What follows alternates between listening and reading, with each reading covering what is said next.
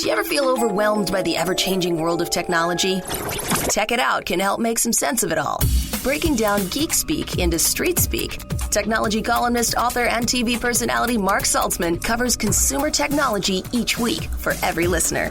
Mark tackles the latest news, reviews, and how-tos to help you understand what's hot, what's not, and why. Hey everyone, welcome to Tech It Out, episode 183. Hope you're having a great mid-February weekend so far, and happy Valentine's Day to those who celebrate the Hallmark holiday.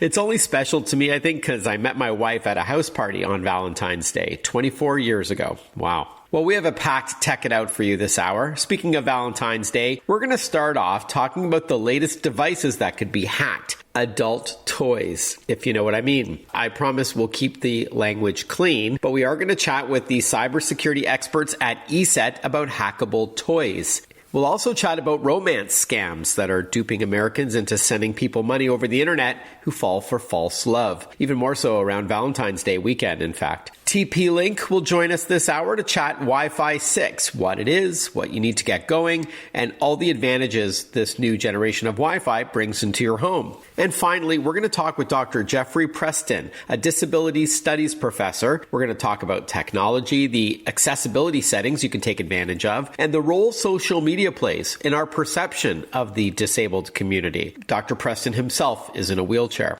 All of this and more on a brand new Tech It Out, powered by ASUS, for those in search of incredible. I'll tell you more about ASUS shortly, but let's kick off the show with our first interview. Valentine's Day is this weekend, and while you might think it's an odd time to discuss cybersecurity, you might think otherwise after you hear from our next guest. Tony Anscombe is a cybersecurity expert and global spokesperson for Eset, a leading cybersecurity company. Between romance scams and even hackable toys for adults, this is certainly going to be a stimulating discussion. Sorry, I couldn't resist. Good to chat with you again, Tony. How are you? I'm great, Mark. Good to be here. Okay, great. Now, before we talk about these new threats, tell us a bit about Eset. Well, so Eset's, as you mentioned, a cybersecurity company. We've been in business 30 years, and we develop security software and services for businesses and consumers, all the way from the endpoint, i.e. your laptop, your mobile phone, all the way through to big enterprises with something called endpoint detection and response. Okay, the idea is that you keep the bad guys out using software, and there's also a whole educational component to Eset as well. I know that you also write blogs for welivesecurity.com. Is that right? That's correct. I mean, cybersecurity is as much about our behavior as the technology that we use to help protect us. Yeah. And what would you say separates Eset from other cybersecurity vendors out there? We have an ingrained research element within our company, and I'd say that is pretty much the biggest thing in there. But all our products are also designed by engineers from that kind of research background. So you'll find they're low impact, they max out the detection. And one thing we pride ourselves on is having really low false positives.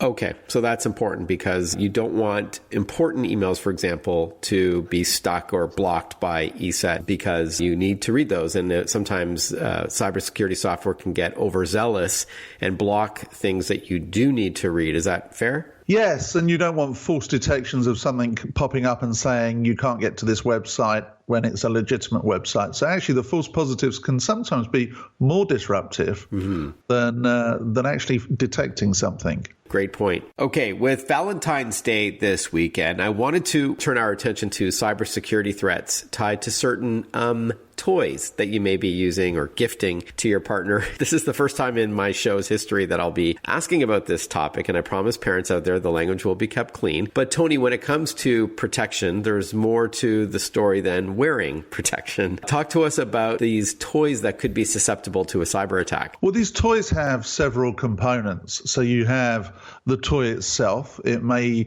be connected to a cloud service, and at the other end of the cloud service, you may have an app. You may have the toy in hand, so to speak, but actually somebody else may be controlling it. Or the toy may be getting its commands over Bluetooth, so a device closely connected to it. With all these different components in there, and as you and I have spoken before, Mark, about IoT devices, there's an opportunity in here for somebody to be involved in that communication or break that communication and create a cyber attack. And when you think about the personal nature of these toys that we're talking about, that could be a little awkward. I would say so. And because of the discretion with these types of toys, I mean, are you really finding this is a thing? Are people coming forward and admitting that there was some sort of cyber attack? Well, so two of our researchers actually looked in depth at a couple of these devices, and we found vulnerabilities with the two that we did examine. One was where you have a man-in-the-middle attack, and what that means is somebody is sitting between the controlling software of the device and the device itself, and they then take control of all the commands being sent to the device.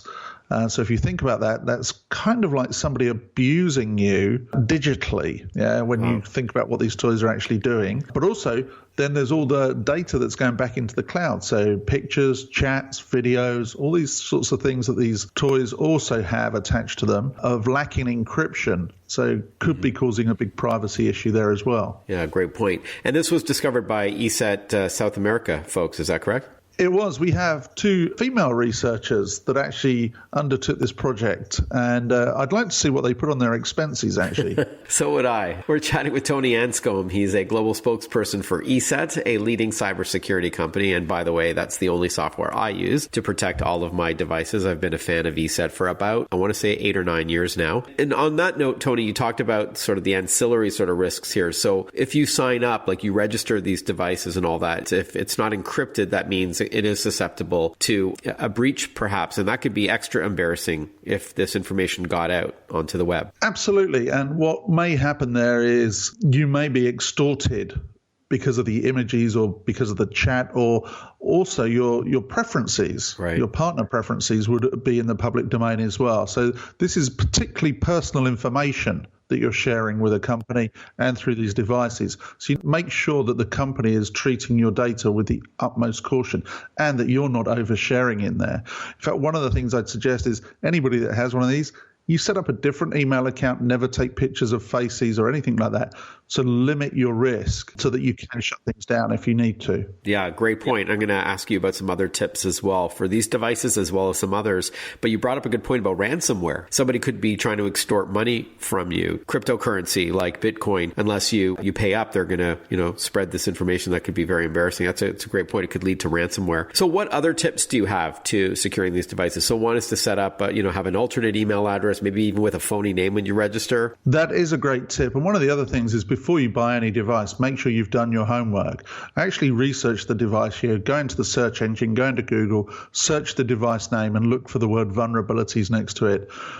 One of the things the internet is great at is telling us whether devices are vulnerable before we buy them. So make sure you do actually carry out that research yourself. And if the device is updatable, even if there are vulnerabilities but the company's fixed them, make sure that actually the software is available to patch the device going forward. That's a good one. Any other tips to securing your devices across the board? Well, one other tip is don't use these in public places. That's where you're most at risk of a man-in-the-middle attack. And I say that because you could be on public Wi-Fi or you could be in a bar or a restaurant. And maybe lockdown is stopping us doing that at the moment. But in the future, it won't be. So make sure you're using them in the comfort and security of a secure place. I can't picture people using these in public places. Mind you, in a hotel, you may be using the hotel's free Wi-Fi, and that's perhaps a vulnerability right there. I think you need to do your own research here, Mark. Really? Oh boy. What some of these devices are and how they're used. Okay, I guess I'm a bit ignorant here. I'll have to Google that when we're done.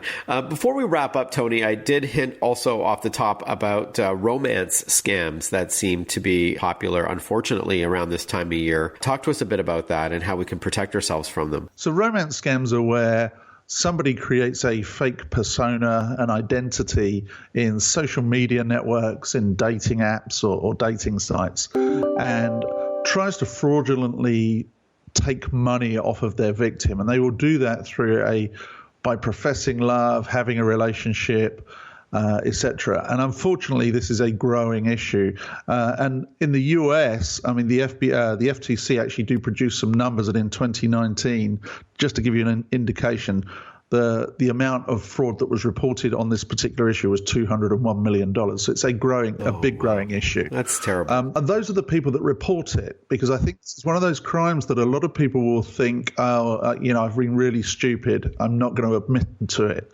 So I think this number is actually on the low side. But be cautious. If you're looking for romance, a relationship online, make sure that actually you validate who the person is, and never send money to somebody you've never met. And again, where you can, keep them at distance. Make sure you're validating them in the right way. They will have a unique story. They'll be working on an oil rig. They'll be in the military. There'll be a doctor in some remote land. There'll be some story of why they can't meet you. And then there'll be some story around that of why they need money. So I need money for travel, or I need money. You can imagine during the pandemic of saying I need money for a vaccine or a test, or there's all sorts of ways they're going to try and trick you. But the rule is, if you've never met them, don't send them money. Yeah, all great advice, Tony, and worth going over again and again, because we do hear about these unfortunate scams. Tony, great to chat with you. Tony Anscombe, always a great guest on this program. He is a global spokesperson for Eset, and he's so humble he didn't even recommend his own company's cybersecurity software as a means to prevent an attack. But of course, you want to download Eset, which is a free trial, by the way, to all your devices. Great chatting with you, Tony. All the best. Stay healthy. And you, Mark. Great to be here. We'll be back shortly with more Tech It Out when we learn all about Wi-Fi 6 and why it's time to upgrade your router. Stick with us. We'll be right back. Listen to Tech It Out whenever you want. Find the Tech It Out podcast at iTunes or wherever you get your podcasts.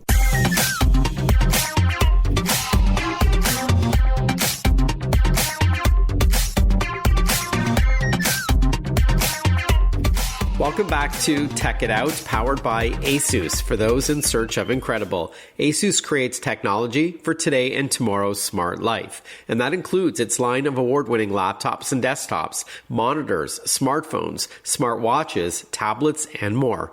For those in search of incredible, visit asus.com/US/radio for more info. That's asus.com/US/radio. With so many of us now working or schooling from home, no doubt this is putting extra pressure on your wireless network. Lots of devices trying to access high-speed internet at the same time, which could impact performance, of course. And so you may have heard the term Wi-Fi 6, as it's the new generation of wireless routers. What is Wi-Fi 6 exactly, and what will it improve? What do you need to get going? How much are they? To answer these questions and others, we're joined by Amir Captain. He's Senior Manager of Sales and Customer Experience at TP-Link Technologies, a leading networking company. Welcome to the show, Amir. Thank you, Mark. Happy to be here. Before we talk about Wi-Fi 6, please tell us a bit about the company TP-Link. Sure. So TP-Link was founded in 1996, so 25 years in business. We operate in 170 countries across the world, have 30,000 plus employees. Now, 30,000 sounds like a large amount, but this is because TP-Link owns its product design, engineering, and manufacturing all in-house. Okay, and networking equipment is your primary focus. I know you've got some smart home devices too that also are tied to networking, like Wi-Fi. But routers, I think, is what you're best known for. With that in mind, Amir, at a high level, what's Wi-Fi 6 all about? So, Mark, Wi-Fi 6, also known as AX to some people, is a new standard in wireless networking, primarily meant to handle multiple devices that require high data transfer. It is more efficient, has higher capacity, faster transfer speeds, and is more stable and reliable compared to the current AC or, as most people may know, Wi-Fi 5 standard. Right. Okay. So the last generation of Wi-Fi, which we've been using for several years, I've always called it 802.11 AC, but as you called it, as you said, it's also known as Wi-Fi 5. So that is now being replaced by Wi-Fi 6, otherwise known as 802.11 AX. It's a little bit easier to just say Wi-Fi 6, which has several advantages, as you're pointing out. The big one is capacity. Like, is that right? So the ability to to have more devices on the network at the same time, which will then in turn give you better performance. Like the analogy I like to use, and tell me if this works with you, is that if you think about your connection to the internet being a multi-lane highway, Wi-Fi 6 adds more lanes. So that means less congestion, so you can get to where you're going faster. That is absolutely right, Mark. Okay. And I think exactly the beginning of the show when you mentioned schooling from home, working from home, that requires a lot of data transfer, whether it is your spouse watching TV or your kids watching TV, some playing video games, some are on the school website, virtual learning, and you are on conference calls or video calls. That bandwidth requires a lot bigger pipe or as you mentioned, a wider highway for traffic to flow, in this case, data. Okay, great, perfect. So what Wi-Fi 6 routers does TP-Link have? From a TP-Link model number perspective, anything that has a letter X in it represents a Wi-Fi 6 router. Take, for example, our Archer lineup. Models such as the Archer AX50 or Archer AX6000 are all Wi-Fi 6 compatible. But we also have range extenders such as the RE605X that will also be Wi-Fi 6 compatible along with PCI cards. So I know you asked for routers, but it's for TP-Link, it's not just specific to routers, a lot of accessories to help other devices that are not on Wi-Fi 6 compatible. We have solutions for that as well. All right. So the extenders, as the name suggests, will extend your range throughout the home, maybe larger homes. Well, Wi-Fi 6 would allow more simultaneous devices on the network and can enhance some speed when it comes to range, like getting Wi-Fi in more places around the home. This is where an extender may come in. And then you said PCI card. So that's like something that you might snap into a desktop PC. Is that right? That is correct. And a lot of gamers who have built their PCs over a period of time are very capable of high-speed computing. But the network transfer speed sometimes becomes a hindrance. And if their systems were built in the past, they're likely on Wi-Fi 5 connectivity, and our solution just upgrades their PC to a Wi-Fi 6 if you have a Wi-Fi 6 router as well. Right. Thanks for the clarification. That was going to be my next question, is what you need to get going. Along with a Wi-Fi 6 enabled router, it helps if you have a Wi-Fi 6 enabled device to join the router. So a laptop that has a Wi-Fi 6 chip in it, for example, or smartphones that have that more advanced Wi-Fi. So that helps, but it is backward compatible if you do have an older laptop. It's just you're not going to be able to take advantage of that extra speed and other benefits. That is absolutely right. I see Wi-Fi 6 as future-proofing yourself. So if you are a customer in the market looking to upgrade your network infrastructure, you should be considering a Wi-Fi 6 router, because if your devices that you use currently, your phones, your TV, if they are all on Wi-Fi 5, the Wi-Fi 6 router is still backwards compatible. So everything you currently have in your house will absolutely work seamlessly.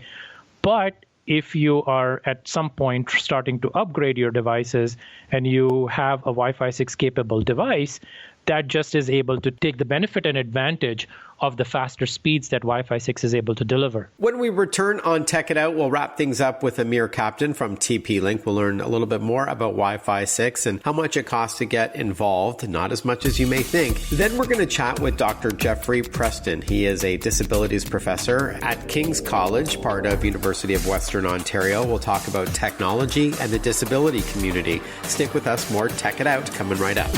Want to follow Mark? Google him. Mark with a C and Saltzman with a Z.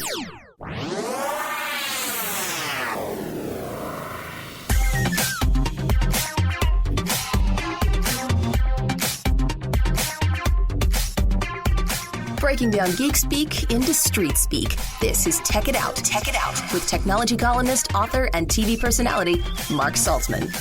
Welcome back, everyone. You're listening to Tech It Out. We're chatting with Amir Captain, Senior Manager of Sales and Customer Experience at TP-Link. So we've talked about speed. We've talked a bit about range. What about security and parental controls? Do your Wi-Fi 6 routers offer any of those? So basic security, Mark, is a standard feature in networking when we talk general.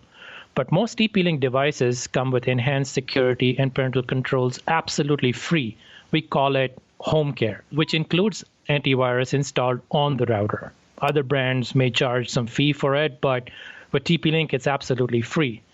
When we talk about range, The Wi-Fi 6 uses some radio frequency bands as Wi-Fi 5. So there is some limitation from that perspective, but based on all the technologies built in, like we talked about earlier, efficiency, signal stability, etc., Wi-Fi 6 is meant to deliver a better range than Wi-Fi 5.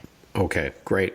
And then just before we wrap up, Amir, how much do the Wi-Fi 6 routers cost from TP-Link? And just to be clear to our listeners, if you rent a router from your ISP, from your internet service provider, you can still use an external router like those from TP-Link because the box you get from your ISP is also a modem. So you can just simply disable the router portion and then use the newer router. That's possible, correct? It is absolutely possible, Mark, but I'm going to talk about one more thing, which is something I've implemented in my own home.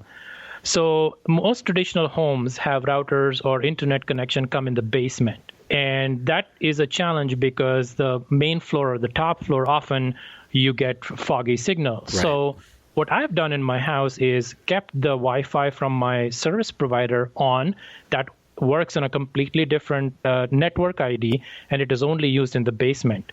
And then my main router is on the main floor. So main floor and up, I use a different ID, if you will, for my Wi-Fi. And that gives a completely different strong signal for main places where the internet is used in the house. And how do you connect your, presumably, TP-Link router on your main floor to your internet service provider's modem/router in the basement? Oh, it's very simple. So the internet service provider, doesn't matter what company internet you have, the router or modem router has a network connection, call it connecting to another device, like a hardwired network cable. I was lucky that my basement was unfinished, so I just ran a network cable 50 foot from my internet service provider router to the main floor and connected my router on the main floor. Okay, so you used an Ethernet cable, which you can even buy from like your local dollar store. But is there a way to do that wirelessly as well, or would you recommend to make a wired connection between the two if you can? If and where possible, it should be connected hardwired. That is the preferred option, yes. Okay. How much do the Wi-Fi 6 routers cost approximately? And where can we learn more about TP-Link's devices?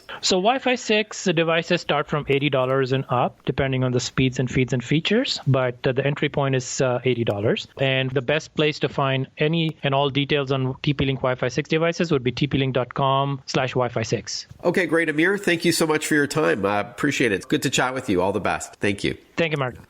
As promised, in a moment from now, we're going to chat with Dr. Jeffrey Preston about the disability community and how they're leveraging technology and also the perception of that community on social media. He teaches a course called Memes and Dreams. Love it. So we're going to get to that in a moment. But first, we were just chatting with TP-Link about using computers with Wi-Fi 6 and other devices as well. Just a quick note, a little reminder to properly back up your files on a regular basis. Even techies like yours truly has recently found himself in a situation where my computer wouldn't start. I got locked out. It's called this BitLocker loop, something to do with the computer settings, and all my files were locked. I wasn't able to turn on my computer, but thankfully I back up my important files every night onto an external hard drive, and I also upload files to the cloud. If you want an inexpensive offline solution, consider Western Digital's line of external drives, both hard drives or solid state drives, which have a few benefits over a hard disk drive. Budget permitting, make sure you get a few terabytes. Each terabyte is about 1,000 gigabytes. So that should be more than enough for most people. Even digital pack rats with tons of photos and videos and music and games, you can fit a lot on these external drives, put it in a safe and dry place, and that way you're protecting it just in case something happens. So Western Digital drives are highly recommended. WD.com for more. All right, let's continue on with the show. A post-secondary course called Memes and Dreams, taught at King's University College at Western University, examines whether memes, those trendy online images, are just trivial social media noise, or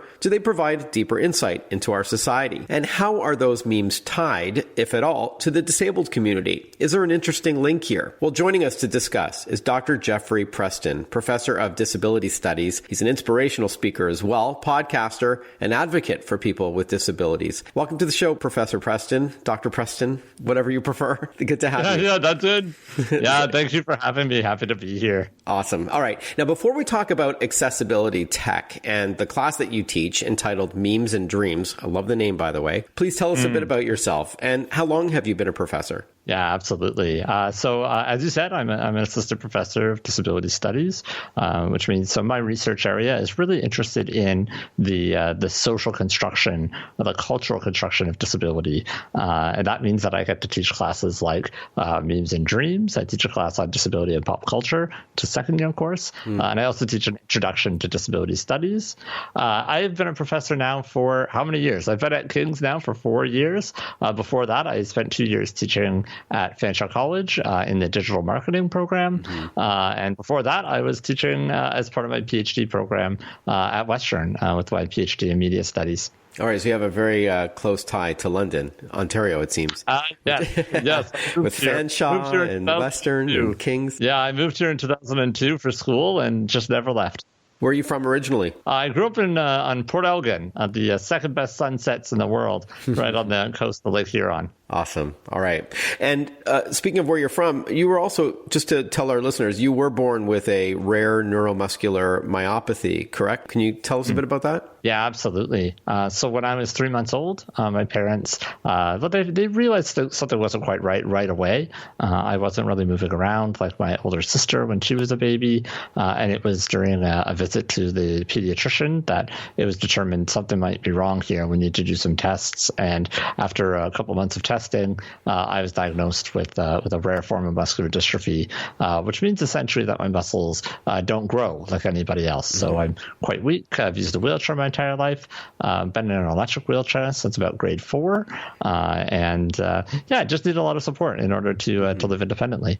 Okay, got it. Thank you for sharing that with us. But let's please put a pin in that. When we return after this short break, Dr. Preston, I'm going to chat with you about some of the accessibility tools that are available today. We'll also talk about your course called Memes and Dreams and how it's tied to social media and the disabled community. So hang tight. We'll be right back with more Tech It Out. Breaking down geek speak into street speak. Tech It Out, hosted by Mark Saltzman.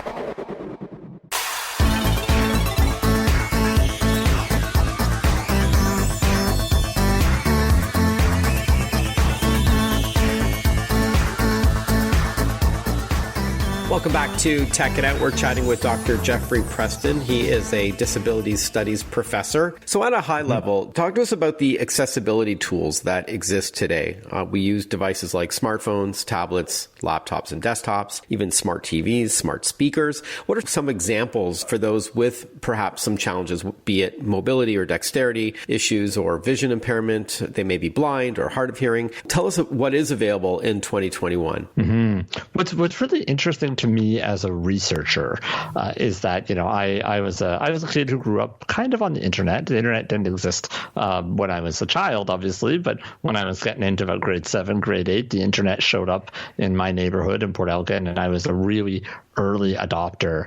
And what I find really fascinating about the internet is the way that we talk about it as this revolution, that it was going to change everything. It was a brave new world that was going to bring us together in ways that we never imagined. And for a lot of people within the disabled population, they saw the internet as this new start. We regularly hear about how hard it is to make the quote unquote real world, the meat space, accessible because all these buildings have already existed. We've already built the world that we're living in. But the internet was going to be this new place, a new place for us to build and to live and to maybe get it right at the start.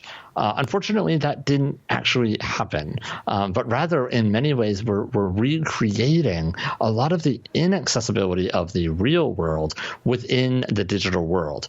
And specifically by that, I mean that we presume that tech users, whether it be computers or smartphones or iPads, tablets, we assume that these users are functioning in more or less the same way, that they have similar dexterity, similar auditory abilities, similar cognitive abilities or visual acuity. And what that's meant is that we've had to get a bunch of third-party organizations building these new types of technologies in order to reintroduce disabled people into the online world or into the digital world more generally. The good news is that work has been happening for 10 to 15 years, even a little bit longer than that in some instances. And we're slowly starting to develop some really great peripheries so that people were able to get onto the computer. So we use things like screen readers, these great little programs that people can run on their computer that will basically turn any of the output from your monitor into auditory. So you're able to hear it. So people, it'll literally read the screen to you. We have things like digital braille. These are little devices that quite literally have the little bumps that are under the matte surface, and it pops up so that you're able to read the braille being translated from the computer. We also have things like adapted mouses, things that will use scroll balls instead of your typical mouse that has become kind of the more dominant use for people that maybe aren't able to click the mouse or able to physically hold onto the mouse, but can actually just use the back of their hand, for instance, to brush the ball in order to scroll around, get around. And then obviously we also have things like voice commands. And that's actually a world that has exploded since the invention of the iPhone. Apple and Microsoft are in a bit of an arms race, and Google are in a bit of an arms race on now who can produce the best voice recognition software. That's something it's a consumer good, but that's actually quite literally revolutionizing computer use for people who have the inability to use keyboards or the inability to see the screen. So it's actually a really exciting time to be disabled and to be a tech user right now. I'm glad to hear that. And I would also add Amazon into that mix as well, because absolutely, with this smart speaker, these like sub $30 devices that you can buy for your home that let you use your voice to interact very naturally. We are chatting with Dr. Preston. He is a professor of disability studies at King's University College at Western University. You mentioned you do teach a first and second year disability studies course, and I'm mostly intrigued with your third year course called Memes and Dreams, as I hinted at off the top. What's it all about? So Memes and Dreams is it's actually a much bigger course than it might sound. But really, Memes and Dreams is driven by a main question, which is how does disability appear, interact, grow, and be constructed online? And so a lot of our focus ends up on social media, the ways in which we talk about disability and represent disability online, both those with and those without disabilities, but also understanding the ways that social media, other digital connective tools are actually is a great place for activism and advocacy, and the ways that disabled people around the world are using these connective software platforms as a means to push for better rights, better integration. So we try to take both sort of a macro and a micro view of how disability exists in digital spaces. We talk a lot about how disability exists outside. We talk about, whether it's in the world of medicine or occupational therapy, in physical therapy. We talk a lot about disability in those spaces.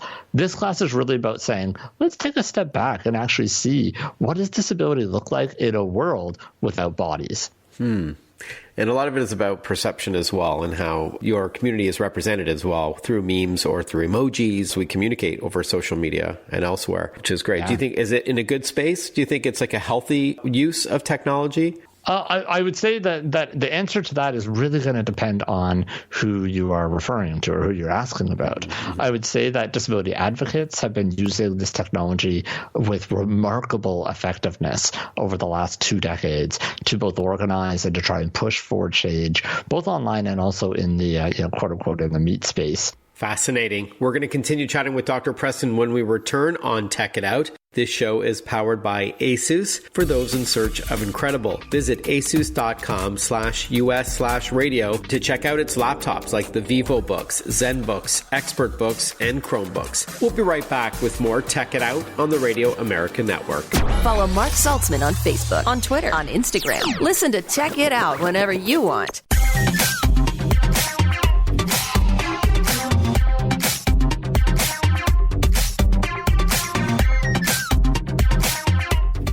We're chatting with Dr. Jeffrey Preston, a disabilities studies professor, about accessibility tools when it comes to technology. We also chatted about his course called Memes and Dreams, tied to social media and the perception of the disabled community. But I want to wrap things up with video games. You were talking earlier about special mice that are used for those that have maybe dexterity challenges.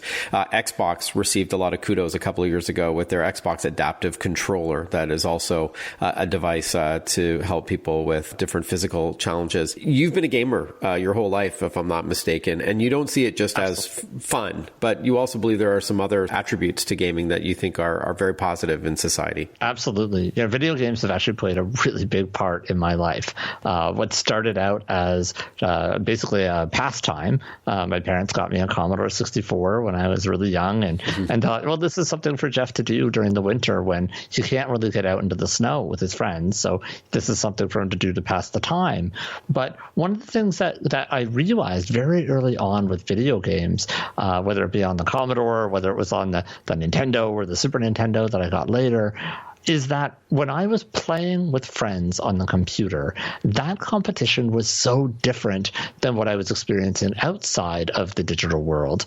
You know, outside of the digital world, I didn't have the physical strength. It was hard to be competitive when I was surrounded by people that didn't have my disability. Right. And I never felt really a part of the team. I was never able to play on, any of the competitive teams at my school.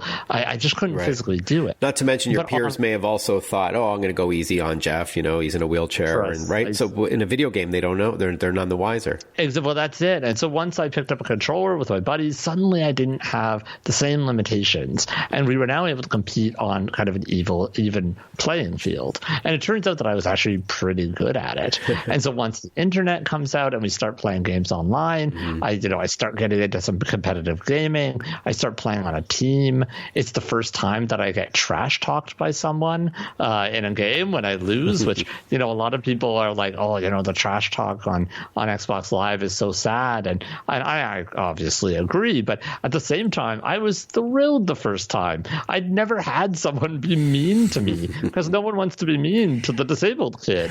I was like, whoa, this is acceptance. And I know you're not going in this direction, but I just want to make a quick side note point, if I may. I used to be a regular on CNN when there was this tech show that I was part of every Sunday. And I did a piece on, at that time, EverQuest, which was, as you likely remember, an online-only, massively multiplayer role-playing game. And, there was a lot of criticism at the time saying, well, people are spending too much time virtually instead of in the real world. And I flipped it on its head. And I interviewed a woman in LA who was in a wheelchair and said, in this game, I can run through fields, I can climb, I can do anything I can't do in the physical world. And this is an escape for me. And this is refreshing. And this is my, sure, it's virtual, but this is, so rewarding for me. And it really sort of changed the narrative, I think. Yeah, I think that's certainly a part of it. I think for myself, it's meant being able to compete, to play in that sort of competitive sphere, whether that's, playing NHL on my Xbox or playing Call of Duty Warzone, in a way in which people don't see me as a disabled person. But at the same time, I can also be a disabled person and still be accepted within part of the in-group because I don't have to change anything in order for me to actually be able to compete with them. That is actually really interesting. And as a result, I've made some lifelong friends through video games. Some guys that I play NHL hockey with, we were on a team together. They came to my wedding when I got married. They were a part of the wedding. And so, I think people have that initial anxiety about people leaving the real world for the internet world. I actually think that in reality, it's really about blurring these two spaces and about the ways in which, communicating and connecting online is just yet another part of the way that we connect as people, whether it's face-to-face, on the phone, on Zoom right now during COVID. Yeah. As we wrap up, if there is one takeaway, what is it that you're looking to achieve? Yeah, I think it's really important for us to think about the ways in which the world that we build around people can be be just as disabling or even more disabling than, a medical diagnosis itself. And so what that means is that we need to remember whenever we're approaching anything in this world, that we need to remember that there are lots of different types of people with lots of different needs, with lots of different abilities. Everyone is going to have a little bit of a different need. And so we need to think about pluralities of existence as opposed to normative existences. And jeffpreston.ca is the best website. Yeah, you can go to jeffpreston.ca, or you can find me on Twitter at Jeff Preston. Sort of where I'm the most active, but